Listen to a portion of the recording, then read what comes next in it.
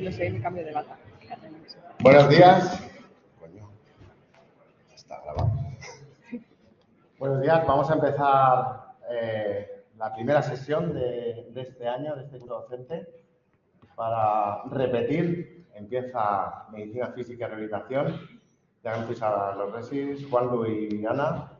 Y adelante, chicos, cuando queráis. Muchas gracias, Rafa, por la presentación. Buenos días a todos. Hoy vamos a intentar daros a conocer una parcela de la rehabilitación, como es la rehabilitación intervencionista, en concreto los procedimientos ecoguiados en cadera. Para ello, vamos a seguir esta estructura. Empezaremos con una introducción para poner de relevancia la importancia del tema. Seguiremos con los productos y técnicas generales que utilizamos en rehabilitación intervencionista. Y por último, pasaremos a desglosar cada una de las técnicas que utilizamos para tratar el dolor en la región de la cadera o próxima a esta.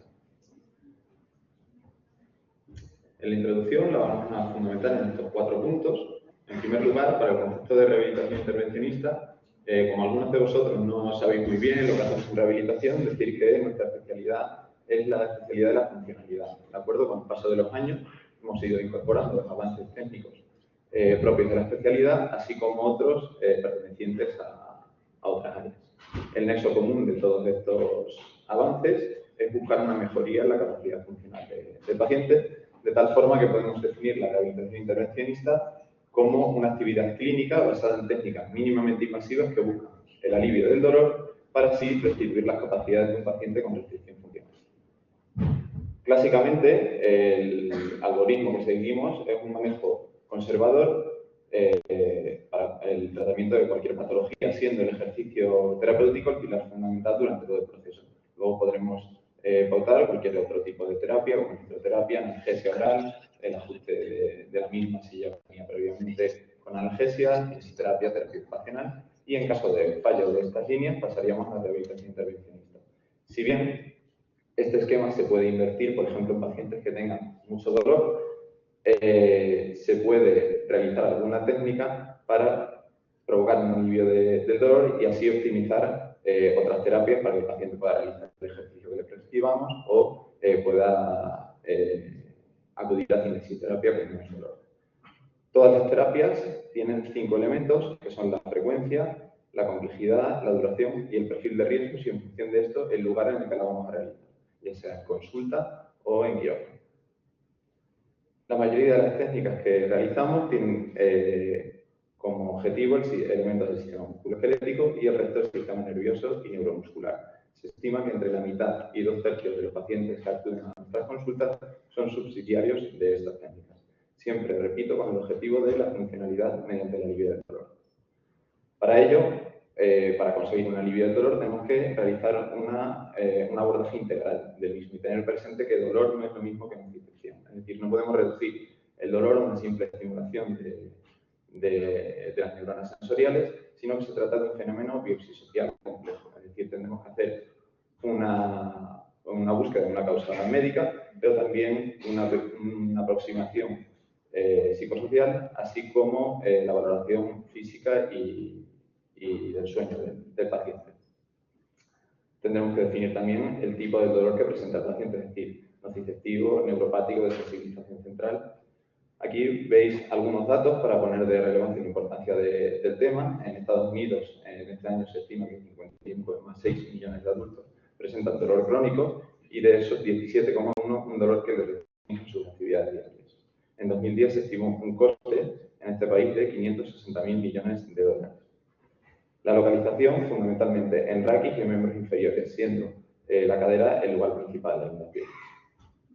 Con respecto a la coxalgia en adultos deportistas, tenemos una incidencia de dolor crónico del 30 al 40%, en mayores de 60 años del 12 al 15%, en jóvenes es más frecuente las lesiones del labio y la sinovitis, en pacientes mayores el síndrome del dolor trocantérico y la coxalgiosis.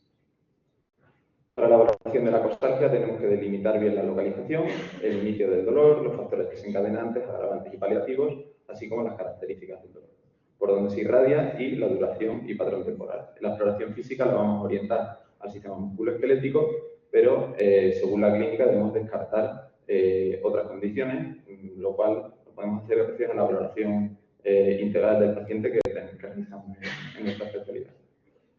Aquí vemos un amplio diagnóstico diferencial de un paciente que acude con coxalgia. No me voy a detener en cada una de ellas, pero simplemente para que veáis que un dolor en la cadera pues, puede suponer una patología interarticular, extraarticular o de un sistema que no sea musculoesquelético. Para la sesión tenemos que tener presente una inervación de interés, el plexo lumbosacro, que es un conjunto de anastomosis que se forman de las raíces nerviosas desde L1 a S4. Este plexo va a dar lugar a una serie de nervios periféricos que son de gran interés para las técnicas de rehabilitación intervencionista en el tratamiento del dolor en la región de la cadera. No me voy a detener tampoco, porque es un tema complejo en el trayecto nervioso, las ramificaciones y variaciones anatómicas, sino que lo vamos a ir un poco desglosando en cada uno de los bloqueos nerviosos que vamos a ir viendo. Simplemente nombrar que del plexo lumbar el plexo lumbar da lugar a los nervios iliohipogástrico, ilioinguinal, femoral, genitofemoral, y femorocutáneo y obturador. Y esta imagen simplemente para ilustrar cómo la práctica totalidad de los nervios del plexo lumbosacro toman parte de la inervación de la región de la cadera o próxima a esta.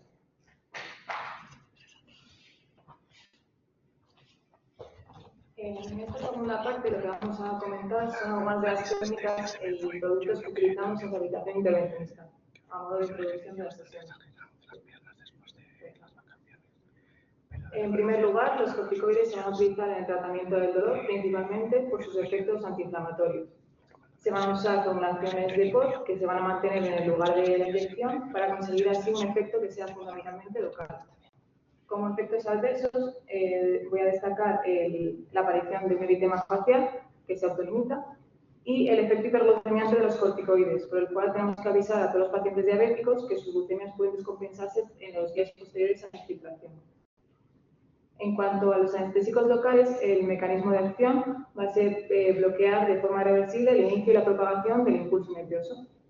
En rehabilitación se utilizan para hacer bloqueos nerviosos con finalidad diagnóstica y terapéutica y también van a ser coadyuvante de los corticoides en otros procedimientos.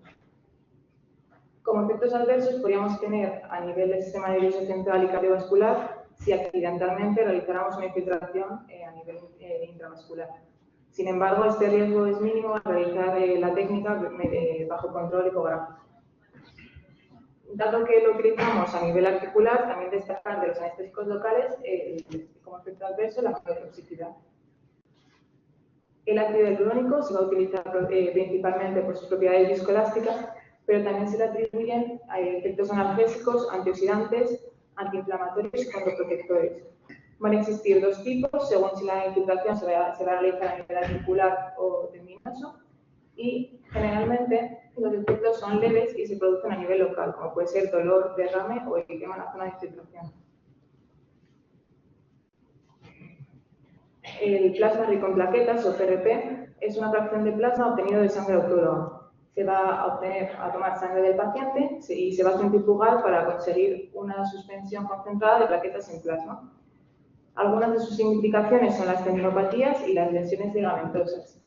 Y los efectos adversos se producen más bien por la propia infiltración en sí que por el plasma infiltrado. Y suelen aparecer a nivel local.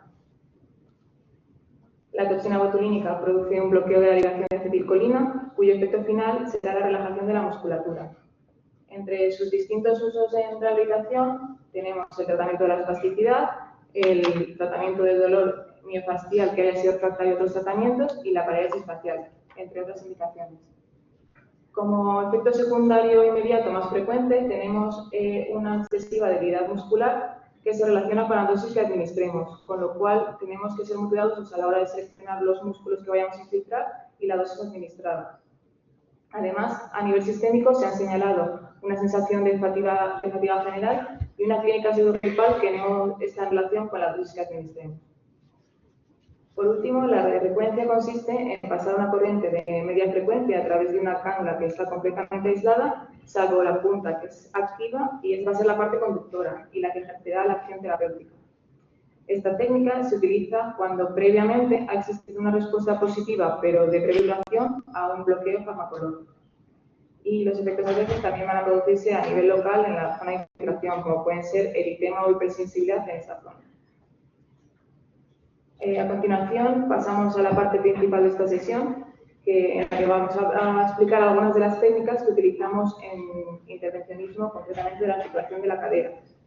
Y también incluiremos algo de evidencia sobre cada una de ellas. En primer lugar, tenemos la infiltración intraarticular, que como su nombre indica, va a consistir en inyectar en el interior de la articulación coxofemoral distintos productos. Sus principales indicaciones son el alivio del dolor por artrosis de cadera, la sinovitis, la artritis y la bursitis. Para realizarla, el paciente se coloca en decúbito supino con el miembro inferior en posición neutra o en discreta rotación externa. El objetivo ecográfico va a ser localizar la región subcapital para desde allí conseguir un abordaje en el interior de la cápsula articular. Una vez localizado el cuello del fémur, los músculos que veremos en esta imagen serán el sartorio, el psoas ilíaco y el recto femoral. El receso anterior articular, que como hemos dicho va a ser el punto de infiltración, estará localizado entre la fascia profunda del psoas ilíaco y el cuello del fémur. Previamente a la infiltración tendremos que aspirar con la jeringa para comprobar que no nos encontremos en el interior de la arteria circunfleja femoral lateral. Y tras la infiltración es recomendable un reposo articular de 24 a 48 horas. Esta revisión sistemática compara la infiltración intraarticular de cadera con distintos productos, que son los corticoides, el ácido hialurónico, el PRP y otros agentes biológicos. Los autores concluyen que los corticoides han demostrado un alivio del dolor en artrosis de cadera, pero que es importante espaciar las inyecciones entre 3 a 6 meses para evitar los efectos adversos. La combinación de corticoides con anestésicos locales va a depender del clínico que realice la infiltración, pero siempre en esta decisión tener en cuenta la potencial conotoxicidad de los anestésicos locales. El ácido hialurónico está teniendo resultados prometedores en artrosis moderada de cadera y en cuanto a los agentes biológicos, incluyendo el PRP, parece que tienen bastante potencial, pero en el momento actual falta evidencia de calidad en la literatura. El trocánter y las bursas se pueden infiltrar con distintos productos. La indicación principal será el síndrome doloroso del trocánter mayor, que va a englobar diferentes entidades patológicas, como son la bursitis trocánterea glútea, la tendinopatía excepcional de los tendones glúteos y las irregularidades de la cortical del trocánter mayor. Para este procedimiento, el paciente se coloca en decúbito lateral sobre el lado sano, es decir, quedando el lado afecto en la parte superior. Las caderas están en ligera flexión y se coloca un pequeño cojín entre las rodillas para así evitar que se comprima la bursa trocantérica. En este caso, la diana de infiltración va a depender de la patología que vayamos a tratar, pudiendo ser el propio trocánter, las inserciones tendinosas de los glúteos o las distintas bursas. En primer lugar, para realizar este procedimiento, lo realizaremos mediante palpación manual del trocánter y colocaremos sobre el mismo la zona en posición transversal. En esta posición buscaremos la imagen que se ve en la diapositiva, en la que vemos bordeado en amarillo el trocánter mayor, señalado con una flecha amarilla el tendón del glúteo medio, con una flecha verde el del glúteo menor y por encima tenemos la fascia lata. Si existiera bursitis, también veríamos las bursas dilatadas, que se verían como una imagen hipotogénica. Como datos de interés de esta técnica, destacar que, como para otras localizaciones, hay que evitar la infiltración intratendinosa de los corticoides, pudiendo utilizarse en algunas ocasiones el PRP en su lugar. Además, tras la infiltración, inmediatamente debemos realizar movimientos pasivos suaves para favorecer la distribución del fármaco. En este ensayo clínico aleatorizado doble ciego, se cogió una muestra de 80 pacientes con tendinopatía del glúteo medio de aproximadamente 4 meses de duración. Se dividieron en 2 grupos, uno de los cuales recibió infiltración con PRP y el otro grupo recibió infiltración con corticoides. Se valoró en todos ellos el dolor y la funcionalidad mediante la escala modificada de Harris y esta valoración se hizo en distintos momentos del estudio, previo a la infiltración y a las 2, a las 6 y a las 12 semanas tras la misma. Se vio que a las 2 y a las 6 semanas no existían diferencias significativas entre ambos grupos entre ambos grupos en cuanto a dolor y a funcionalidad. Pero a las 12 semanas sí que se dio una mejoría clínica significativa a favor de aquellos pacientes que habían recibido infiltración con PRP.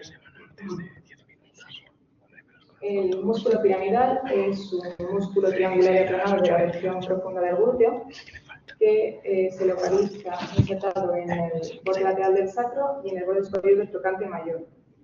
El síndrome del trifónic englobará todos aquellos trastornos dolorosos ocasionados por la presencia de puntos vacíos en este músculo. Los pacientes se van a quejar de un dolor punzante o quemante en la región del glúteo que va a poder irradiarse bien a trocánter, bien hacia el muslo sin sobrepasar el grupo coquillo. Para realizar esta técnica, el paciente se coloca en decúbito crono con una almohada bajo la pelvis y el abdomen para corregir la lordosis lumbar. En primer lugar, tendremos que palpar la región glútea en el área comprendida desde la escotadura ciática mayor hasta el trocánter mayor, buscando puntos gatillo o bandas tensas miofasciales en este músculo. La diana será, si se encuentran, estos puntos gatillo. Aunque en pacientes delgados podemos conseguir una adecuada visualización de este músculo con una sonda lineal, normalmente se requiere utilizar sondas convexas y frecuencias más bajas. Para localizar el piramidal lo buscaremos la escotadura ciática mayor y en este plano encontraremos el músculo piramidal marcado con P en la imagen. Veremos en profundidad el nervio ciático y adyacente al mismo la arteria aguda inferior. Hay que decir y tener en cuenta que existen variantes anatómicas en un 15% de la población en esta relación entre el músculo piramidal y el nervio ciático. Y para confirmar que nos encontramos en el músculo piramidal, podemos realizar maniobras dinámicas que consisten en hacer movimientos de rotación interna y externa de la cadera con la rodilla flexionada. Esta es una revisión sistemática que compara la eficacia entre la infiltración de toxina botulínica, anestésico local o corticoide en el síndrome de piriforme. Los autores advierten que existe una gran heterogeneidad en la metodología de los artículos que han revisado, pudiendo ser esto una limitación para las conclusiones que han obtenido. Lo que vieron fue que existe una mejoría significativa tras la infiltración de todos estos productos y que la eficacia de esta infiltración va a ser similar entre cuando se realiza con toxina botulínica y con la combinación de anestésicos locales y corticoides. Esta siguiente técnica es el bloqueo precapsular, que para entenderlo tenemos que conocer que la cápsula anterior de la cadera está inervada por tres nervios, el nervio femoral, el nervio obturador y el obturador accesorio en un 30% de los casos. Este bloqueo va a consistir en un bloqueo interfacial dirigido a las ramas sensitivas articulares de estos tres nervios, que como ya hemos dicho son los que inervan la cápsula anterior de la cadera. Supone una mejoría en la recuperación funcional y seguridad respecto a otras técnicas, como puede ser el bloqueo del nervio femoral, que de por sí conlleva un déficit motor, dando lugar a una paresia del cuádriceps, que con el bloqueo PEN no tenemos. Inicialmente, este bloqueo fue una técnica utilizada para el manejo del dolor perioperatorio en la artroplasia de cadera tras fractura. En la actualidad, las indicaciones han ido aumentando y se incluyen, entre otras, el manejo del dolor, por ejemplo, en coxartrosis. Para realizar este bloqueo, el paciente se coloca en decúbito supino y con el ecógrafo buscaremos localizar el plano en el que encontremos alineada la espina iliocanter inferior y la medio pectínea. En este plano veremos también el músculo y el tendón del psoas ilíaco y la arteria vena y nervio femoral. Para realizar la infiltración y introducir la aguja, tenemos que tener cuidado con las estructuras nerviosas femorales que hemos mencionado y iremos dirigidos al tendón del psoas ilíaco, ya que el fármaco debe depositarse entre este tendón y la rama del plexo. Este es un ensayo clínico aleatorizado doble ciego en el que se comparó la eficacia del bloqueo PEN con el bloqueo del nervio femoral. La muestra fueron 60 pacientes que iban a ser sometidos a una artroplastia total de cadera. Como variable principal se analizó el dolor y como variables secundarias la fuerza del cuádriceps, el consumo de opiáceos durante el posoperatorio, la aparición de otras complicaciones y la duración de la estancia hospitalaria. Se encontró que con el bloqueo PEN se aparecía un menor dolor en el posoperatorio inmediato, había una mejor preservación en la fuerza del cuádriceps sin objetivar la pérdida completa de la misma en ninguno de los casos, y Y en cuanto a las complicaciones y la duración de la estancia hospitalaria, no se encontraron diferencias significativas entre ambas técnicas.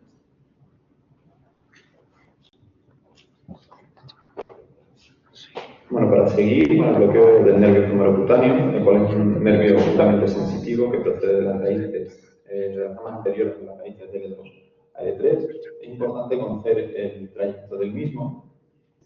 El nervio va a abandonar el psoas por su borde lateral, se dirige hacia la espina ilíaca anterior superior, cruzando por la parte anterior del músculo ilíaco. En este lugar existen variaciones anatómicas que pueden pasar por encima o por debajo del ligamento inguinal y por último el nervio va a cruzar al músculo sartorio medial lateral. Para finalizar, perfora la fascia lata, dando lugar a las ramas terminales sensitivas que inervan la zona que habéis sombreada en la imagen de la derecha.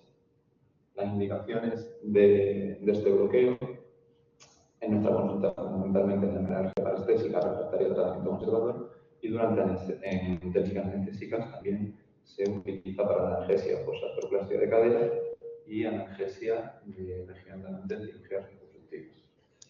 La menorragia parestésica la vamos a definir como un dolor o hipodisestesia en la región anterolateral del muslo por la compresión de este nervio.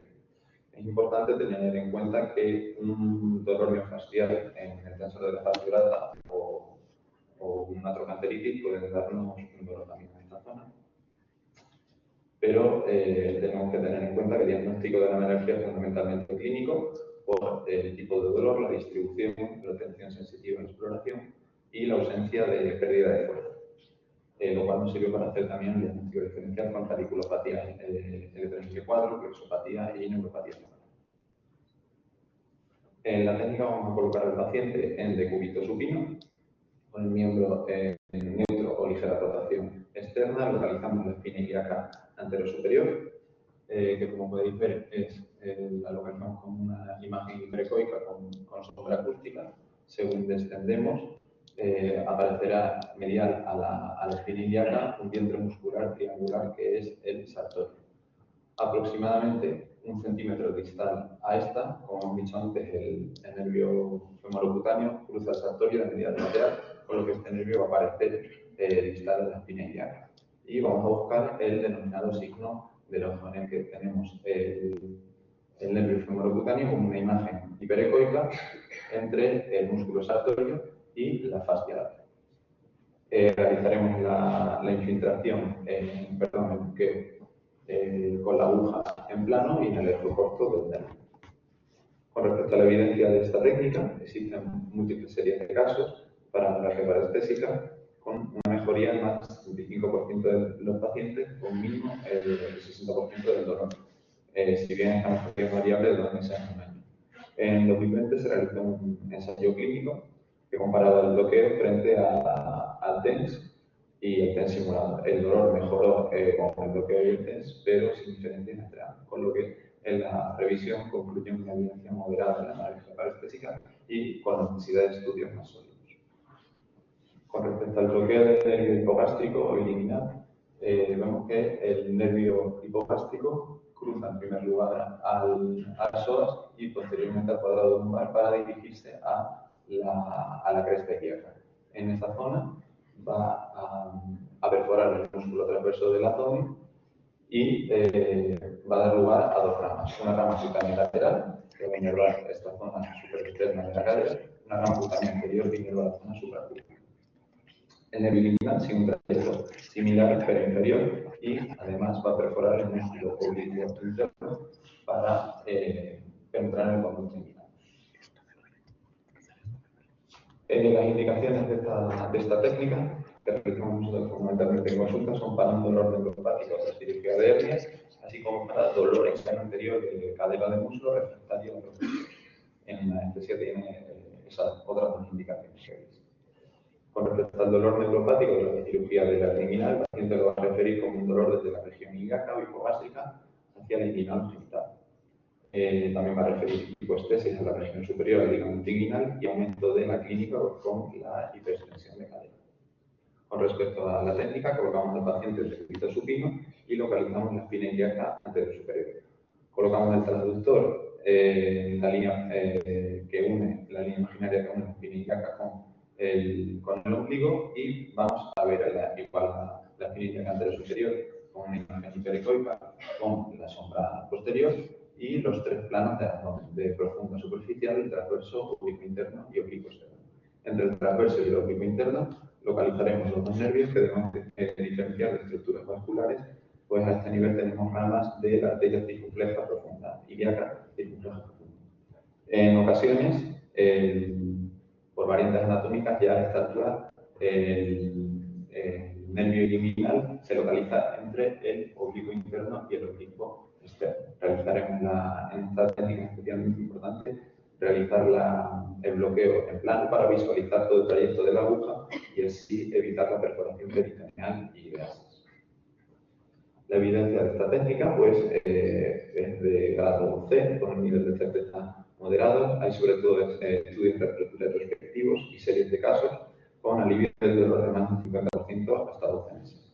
Si bien un ensayo clínico del 2012, en el que nos recomendaron el bloqueo para el dolor post-herniografía, si bien definieron al paciente respondedor al bloqueo como aquel que presentaba una reducción del dolor mayor del 80% con lidocaína y menor del 25% con placebo.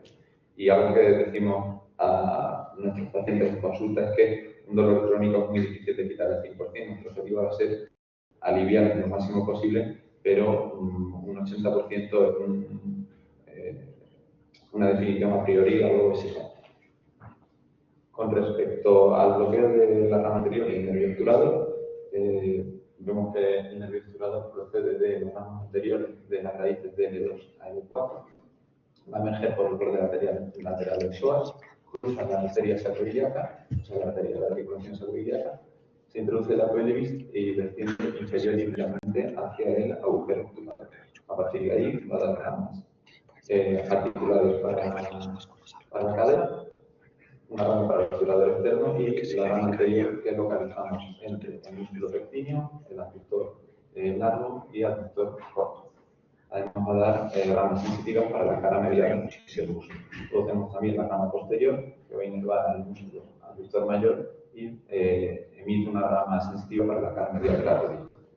Conociendo esto, pues podemos deducir las indicaciones que son el dolor en patología degenerativa, persistencia del dolor tras las prótesis, también durante la anestesia para prevenir la punción repentina del músculo en resección transbucetral, analgesia para cirugía de rodilla, analgesia tras prótesis y de rodilla y cirugía de ligamento cruzado, y también lo utilizamos en espasticidad refractaria a toxina del abductor en pacientes con paraplegia, esclerosis múltiple o parálisis cerebral.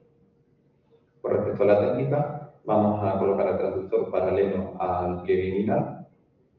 En primer lugar, vamos a buscar los vasos femorales y una vez localizados nos dirigimos hacia medial para buscar el músculo pectíneo, abductor largo y abductor corto. Puesto que en la intersección de estos tres músculos tenemos el denominado signo de la Y, donde se localiza la rama anterior del nervio obturado. Realizaremos igualmente el bloqueo con la aguja en plano. Con respecto a la evidencia disponible, en 2018 hay una revisión de 14 series de casos que vio que la radiofrecuencia del obturador y el femoral reduce el dolor secundario a coxartrosis y con una calidad de la evidencia baja, puesto que la mejoría es muy variable, desde 8 días a 36 meses, y con una mejoría funcional y del dolor también muy variable entre 30 y 90%. Y no se describieron procesos graves. En 2021, un estudio retrospectivo de 136 pacientes mostró una reducción del dolor de más del 50% en el 42% de los pacientes a los 6 meses y en el 33% al año. Vieron que los pacientes que respondían seguían respondiendo al repetir la técnica, manteniendo así la eficacia y la seguridad de la misma. Esta es la bibliografía que hemos utilizado y nada, muchas gracias.